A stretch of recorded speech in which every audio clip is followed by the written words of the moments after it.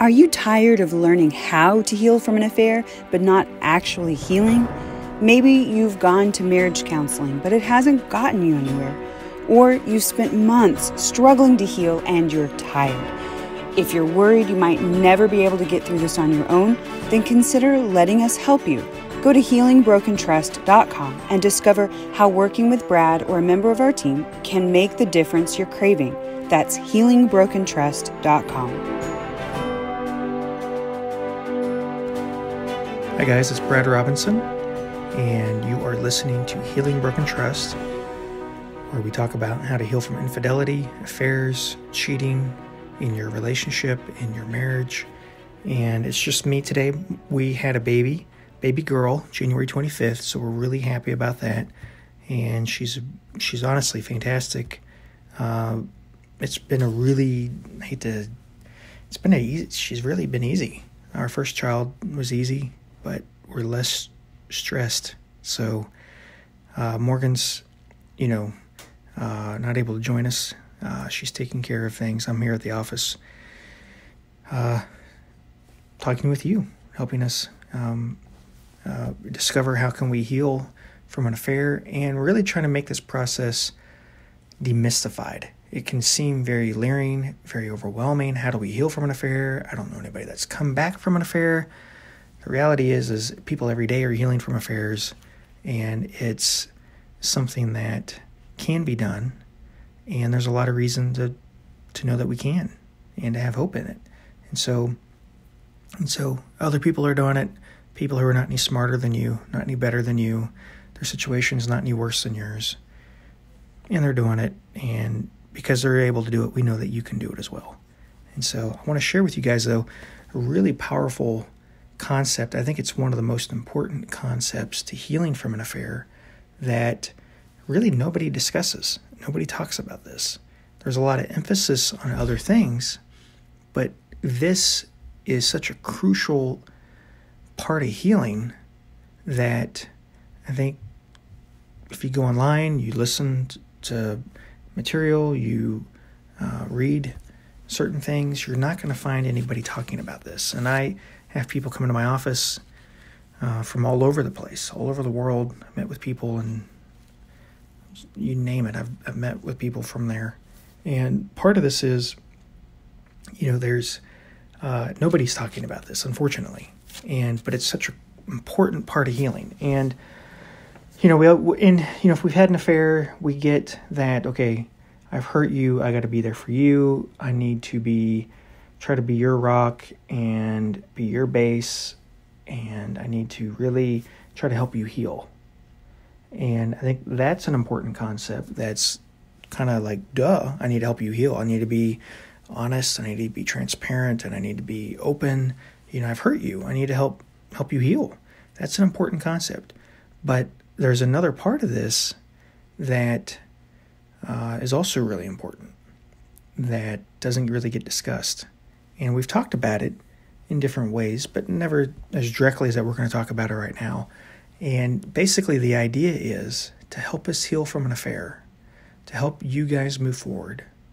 The one who had the affair and this is going to sound so counterintuitive and so wrong on so many levels. I'm going to tell you what it is, and then I'm going to try to explain it as best I can. And I don't have Morgan with me here to kind of bounce ideas off of, to filter my thoughts, to help me kind of articulate this. And so it's just going to be me and you talking about this. And I think what I'm going to share with you is going to really help us make tremendous gains in our healing journey. And so here's the idea. And so basically the idea is we know that I got to be your healer. I cheated on you. I have done the crime. I got to do the time. I've got to, intuitively, I know I got to make this up to you. I know this is such a horrible offense, and I know you're broken, that, I kind of maybe have lost my ability to turn to you to be there for me. And I just need to be there for you. I don't need to talk about my feelings with you, and I don't need to talk about what's going on in my life with you. I just need to be, the world's best spouse now for you and, speak your love language and try to be there for you as best I can. But here's the concept, so I'll just get to it. The concept is, you, as the one who had the affair, you need to let your spouse be your emotional rock and emotional base. See, the concept is, okay, I hurt you, and so now I know that I'm remorseful. I'm sorry. I still love you. I want to make this work. And as much as it's as difficult as it is to be honest, and as much as I hate to hurt you, I'll be honest, and I'll talk to you about this, and I'll go to counseling, and we're going to get better. I'm so ashamed of myself. I'm going to help you get through this. But what's missed in this what is so missed in this process that's not highlighted enough. And I can't say when in your journey that you need to start doing this, but I would say, or necessarily how. You're not in front of me. I'm not talking to you. But something that you have to have, and you have to do early on. And I'm talking about early on as in, like, I would say days early on, is you need, as the one who had the affair, you need to let your mate be your rock and emotional base. And what I mean by that is you need to go to them and let them be there for you emotionally. And now, Brad, this is what you're saying right now. As you hear me say that, you're saying, Brad, my spouse has been flipping out. They're having nightmares. They're crying themselves to sleep. And you're asking me to go and talk to them about my terrible day. Or you're asking me to go talk to them about the stress I'm facing at work. And this is kind of where, being wise and trying to be smart comes in. Maybe it's not, immediate. Maybe it's, it depends on how this shows up in your situation. But at some point, you're going to have to start being vulnerable and open to your spouse. Because, they're talking about, I need you to be transparent. They're saying, I need you to be transparent. I need you to be honest with me about blah, blah, blah, this and that. That's true, but this is a part of transparency. And this is something that your spouse or your mate is craving, that they don't even know how to articulate that they need this. They will say, yeah, I need to see your cell phone. I need to go through your email. I need to, put a tracker on you. And, they're asking for these things that just seem like, gosh, that's a lot. You're asking for all this. But part of the reason they're asking for that is they don't really know how to read you. They don't know really what you're feeling. And so when you feel really ashamed and terribly guilty inside, and you get really mad at yourself, what we tend to do is we get really quiet. We feel really terrible. We beat ourselves up. We think, man, I'm such a loser. I'm such a worst person in the world. My family would be better off without me. We really fall into this shame. And what we do is we just, beat ourselves up about that. And we get really quiet. And for our spouse who's been betrayed, when we get really quiet, it scares the crap out of them. It puts, this deep fear in them where they don't know what is going on. They don't know, if we're safe, if they're going to be okay with, they don't know if we're safe, if they're going to be okay with us. And so the more we can be open with our feelings, the more we can be open and turn to them and lean on them and rely on them emotionally, this is going to accelerate your healing journey so much. And one of the key ways that this is going to do this is, here's the question that they're asking in their mind. They're asking themselves, can I trust you? And the other question they're asking is, am I valuable? These are the same side, these are two different sides of the same coin. Can I trust you? And am I valuable to you? Do I matter? Am I really good enough? And so when you go to them and let your spouse be your rock and emotional base, what they're getting out of that is, oh my goodness, they're turning to me. I matter. They care for me. I'm valuable to them. And they're able to see your genuineness as you lean on them emotionally, as you talk to them about your burdens and what you're going through. And so what happens is they begin to see you as somebody who really deeply cares about them. And they see you as somebody who is trustworthy simultaneously at the same time. And what ends up happening is, because that's occurring, there's less of a need for more of these other ways to build trust. I need to look through your cell phone for the next 5 years. I need to keep a tracker on you. I need you to do this. I need you to do that. Some of these more, drastic measures that people go through, and I get that people need to do them. And for a time, I think it's okay for people that need to do stuff like that. I think it's okay that people need that. However, when we can go to them and let them be our rock and emotional base, as hard as that is, as strange as that is, as counterintuitive as that is, that really accelerates our healing journey, our healing process. And so this is where we got to use some wisdom, and we have to be considerate of our spouse. And I'm not saying that when we do this, we're blaming, demanding, hostile, we're mean, we're jerks. I'm just saying we're talking about ourselves.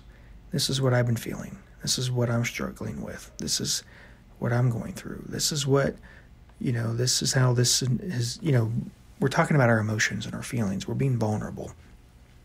We're letting our guard down with our spouse, and we're letting them carry our burdens. And when we do that, there's so much goodwill and positivity that begins to occur when that happens. Because like I said, they see that, oh my goodness, I'm valuable. And here's one of the things that they say. They will say things like, you had this bond with this affair partner that you could share secrets with. And, you guys had these secrets. I want to be your secret keeper. I want to know what's going on inside of you. I want to know what's going on with you. And when you do that, we're deepening our own bond that we have. And so, you've had these secrets with this other person, where you talked about things, you had a double life, you did all these things going on in an affair that people do. But when you turn to me to be your rock, I begin to feel, very valuable. And I feel like, I feel, and this is important what I'm about to say, I begin to feel like I'm irreplaceable. You replaced me with the affair. You let someone take my place. You let someone maybe take my place sexually, and you let someone take my place emotionally. And so when you turn to me sexually, if we're able to do that, and it depends on where we're at in the journey, if we're able to do that, but when you turn to me emotionally and let me have that rightful place of being there for you emotionally, that's where a lot of healing takes place. And a lot of you guys are getting caught up. A lot of you, and this may be happening to you, you're getting caught up by not doing that. And you have this thought, I got to be there for them, to be honest and help them heal and be supportive and that kind of thing. But you're not letting your mate carry your burdens. You're not letting them in vulnerably. You're not sharing from your heart. You're not talking about what's going on with you. And when I say this, I'm using that in a very general term. That could be about the affair, your remorse and your shame about that, how you hate yourself about that. You're not letting your spouse into that. Plus the other things that go on in life. All the other stuff. You got to let your mate into that. And when you do that, you're going to see tremendous progress. Because, if you've heard our episode we did on the 7 stages of affair recovery, one of the key stages that helps us heal, we talk about negative cycles, and that's an important part of the process. But that stage of meaning, why did you do this? That stage of meaning, the other thing we get, like I think I said this last time we met, that why is, we ask why because I need to understand your thought process. But the other part of why is I need to really, I need to know I can trust you, and I need to know that I'm valuable to you. And when you come to me and you're close to me and you let me carry your burdens and you're vulnerable with me, and I can really see your heart because you're sharing it with me, that is that's the deeper level of meaning that has to occur. There's a surface level of meaning that some of you guys are going through that you don't necessarily know how to articulate, which is, why did you do this? I need to understand your thought process and that kind of thing. I just don't get the why. But the deeper why is really, or the deeper meaning, I should say, is what do I really mean to you? Can I trust you? And so everything revolves around those two questions. Can I trust you? And am I really valuable to you? Am I really important? Am I really enough? Am I good enough? Everything revolves around that. And so when I'm seeing couples whether, they come into my office and I see them, or I'm seeing them through coaching, everything they're saying, I'm thinking about also the negative cycle, but I'm also seeing everything they're talking about in those terms. And it goes both ways. And so here's the other part about when you share with your spouse and you talk to them about what's going on with you, the other thing that happens is they start trusting you more because they see that you're trusting them. So I'm going to say that again. So when you let your spouse be a rock and emotional base, they start to trust you more because they see that you are trusting them. And that's really important. So when you lower your guard and you let them in to your burdens and your pain and your shame about the affair, but also about life, about what's going on, when you do that, and you may never have done that with anybody before. You may have never done that with anybody. Parent, sibling, teacher, coach, anybody. You may have never done that with anybody before. But it's going to be awkward. It's going to be hard. But when you do that with your spouse, it's going to help them really trust you because they see that you trust them. Now, let me say this. I want to say this before I get so I don't lose everybody that's listening to this that's going, oh my gosh, Brad, this is crazy. Now, if you're somebody who, who's unfaithful and you're thinking like, gosh, I don't know if I could do this. My spouse is really, they interrupt me. They don't really listen. They jump in. Maybe they're critical. Maybe they try to fix. They don't really listen. They just try to fix what I tell them. So as the one who, if you're wanting to be your mate's rock, whether you're the one who cheated or not, if you're wanting to be the one, if you want to be the rock for your spouse, what your spouse, let me say that differently. If you want your spouse to come to you and talk to you, you need to really let them hear them out and just listen. And, they may say some things that kind of steps on your toes. Really hear them out. Really listen. That goes much simpler when we're able to talk from our hearts. There's a lot of different communication techniques and things that people, you read a book, they're going to tell you like, here's the 25 ways to communicate. And, what you need to do and how you need to pay attention and how you need to nod and how you need to repeat what they say and use I statements and don't criticize. Here, let me just boil all this down for you guys. Here's what you need to do. You need to just talk to your spouse from your heart. If you can talk to your wife, if you can talk to your husband from your heart without any sort of frustration as you do it, without any tone, here's what's going to happen. They're going to listen to you from their heart.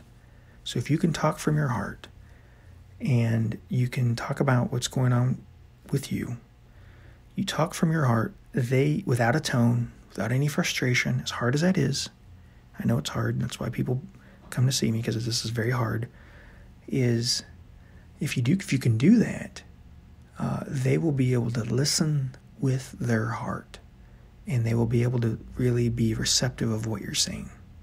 So talk from your heart. That will help them be receptive, but at the same time, because this is, because we influence each other and we, get into these feedback loops, these negative cycles, if you can also, as they share, and what they're going to do is they're going to tiptoe. They're going to talk to you about minor stuff. They're going to talk to you about how they're bummed that the Patriots won another Super Bowl and that their team lost. And, they're going to talk to you about minor stuff like that. And what they need from you when they test you is just to be receptive, just to really, listen, to not interject, to not interrupt. And this is really important because, people who stray can be really sensitive and they need you to really be there for them too. And they learn to be self-reliant.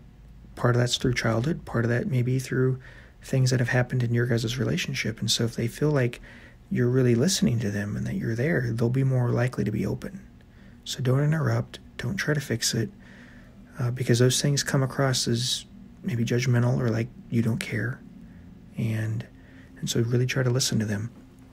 And so anyway, I think this is such an important concept. Let your spouse be your rock and emotional base. That's really important. I think another thing that I would say that would really, I think that's like, number one. That's really important for most of you listening to this. That's number one. That's important. I want to add like 2 more things to this, and then we'll be done in a second. Is if you're the one who had the affair, I would talk to your spouse or your girlfriend or boyfriend. Talk to your mate. I would share with them what you're learning and how you're growing. This is something I learned. This is something I realized. I realized I was just really selfish. I realized I was really terrible. I realized, that I need to be, a better communicator with you. I need to realize, I got to be open and honest. Whatever you're learning about yourself, when you go to therapy, I think it's good to talk about that with your spouse. But whatever you're learning and how you're growing, share that with your mate. That will provide extra security for them. So, ultimately, when they're traumatized, they want to know that they can trust you, that things will be predictable again. And so the more you can share of yourself with them, the more they're going to feel safer. And then the third thing is this. So let your mate be a rock and emotional base. Share with them what's going on with you. And then the third thing I would say is this. Ask them if they want to talk about the affair. Bring it up first. Talk to them about the affair. Bring it up. What questions do you have today? If you can do that, it's going to really accelerate this whole process. And what you're doing, I'm going to tell you what this is in psychological terms. What you are doing is called proximity seeking. And proximity seeking, this is primarily that first one, but let me take that back. It's all of them. But when you can share with your spouse, proximity seeking is a term that's used in attachment theory that says that when we are undergoing stress, it activates the attachment system. It activates that survival system in us where we want to go to the most important person to us, and we go to them for protection and closeness. And with children, you see this. They hear a loud noise. They're going to look at the dominant parent in their life. So they're probably going to look at mom. If they hear a loud noise, they're going to immediately look at mom. I remember our son doing that. And then, they're going to... so anyway, basically what we do is but when you can do proximity seeking with your spouse, you can go to them and let them be your rock. They are going to feel loved. They are going to feel like they can relax. They are going to feel hopeful. They are going to feel secure. And they're going to feel like they can begin to put this behind them. So that's really important what I just said. I'm going to say that again. When you can do proximity seeking with your spouse, primarily that first one, where I talked about where you let your spouse be your rock and emotional base. The second one is also, I think you need to do all of these. But if people, sometimes ask, like, what's the number one thing I need to do? There's really 50 things that you got to do, and they're all important. I met somebody, I was out of town. It's actually in Philadelphia, and in November, which is really cold. Pennsylvania is really cold in November. And I'm in Tulsa, Oklahoma. And we have a large audience that listens to us in Oklahoma, but you guys don't know I'm in Tulsa. And so I've met you guys after you've kind of started doing a search and you found our private practice. So I'm here in Tulsa, and you guys are great people. And so anyway, Oklahoma Novembers are terrible. Pennsylvania winter is ridiculous. And so anyway, we're in Pennsylvania in November. It wasn't too bad at that time. But I met somebody, and he said, what do you do for a living? And I don't typically like telling people what I do because they feel like, oh my God, I'm being judged. This guy's a marriage counselor. Blah, blah, blah. You can read me. He's reading my thoughts right now. So I don't usually like telling people what I do. But, I told him, hey, I do this, and, I have a podcast where I talk about healing trust. And he's like, well, how does somebody heal from an affair? And I really wasn't in a mood to talk. And so, I'm genuinely a nice person, but I just wasn't like really in the mood to talk. And I'm like, gosh, man, there's like a million things that people need, and they're all important. There's not just one thing that people need. And what I'm talking about now is uber important. It's one of the most important things. So if they're all important, but so you doing proximity seeking with your mate after you've betrayed them, and you can go to them for emotional closeness and protection. As ridiculous as that sounds, after all the crap and hell that's broken loose in your relationship, your spouse, your mate, is going to feel loved. They're going to feel like they can relax. They are going to feel hopeful, and they're going to feel like they can begin to put this behind them. So what that means in practical terms for you is they're going to stop obsessing about this. They're going to stop dwelling on the same questions over and over. They're going to feel safer. They're going to feel wanted. They're going to feel cared for. They're going to let go of these things that they use to try to figure out the why and go through the 20 million questions, because what they're ultimately after is, am I valuable? Can I trust you? And when you do proximity seeking with them and you go to them and you lean on them, they're getting, yes, I can trust you because I see that you trust me. You're turning to me. You're sharing your secrets with me that you gave away to someone else. And sometimes people have affairs. Obviously, it's not always emotional, but you are turning to me and I'm being your rock. And that's ultimately what I'm after. It's to know that I matter, that I can trust you, that I matter, that I'm good enough. And when I begin to feel that and sense that, I feel secure. And I'm able to begin to let this go. And so you've got to do proximity seeking. Everything I'm talking about boils down to one idea: proximity seeking, where you turn to them for emotional closeness and protection. If you can do that, the sky's the limit. You guys are going to work through this. You're going to have no issues. Granted, we get into this negative cycle where after you're listening to this, you're going to be like, gosh, Brad, I just don't know. I don't know if I can do that. And part of that is, let me say this again, both of you are asking that question, can I trust you? You both are asking that. And that's where we need additional help. That's where we need coaching. And I'm available. We've got a team, not just me, but I've got other therapists that are trained in how to help people heal. And, we're available to help you guys. And here's the kicker is you guys can work through this, but you got to get the right help. I've met some of you guys who've done this work, and I'm just shocked. Because you guys aren't like, I wouldn't even classify some of you guys as like hard. I'm like, this is not, but not getting the right help, it is hard. You're spinning your wheels, so get the right help. So hopefully this has been helpful for you guys. I want this to be helpful. I want this to be impactful. My parents divorced after infidelity, and if they could help, we never would have met. I would have had probably a happy childhood. I wouldn't have become a therapist, especially a relationship therapist. Wouldn't have become a therapist. I would be a used car salesman somewhere. And I enjoy what I do. I'm fascinated by this subject. I really enjoy it. But here's the kicker. You guys can do this. It's also getting the right help. It's like you're finally motivated to go to the gym to work out, but then you get a crummy trainer, and then you're suffering. You're not getting anywhere. You got to get the right help. Unfortunately, this is not stuff we learn in school. I did not learn how to treat infidelity. I didn't even think I was going to see infidelity.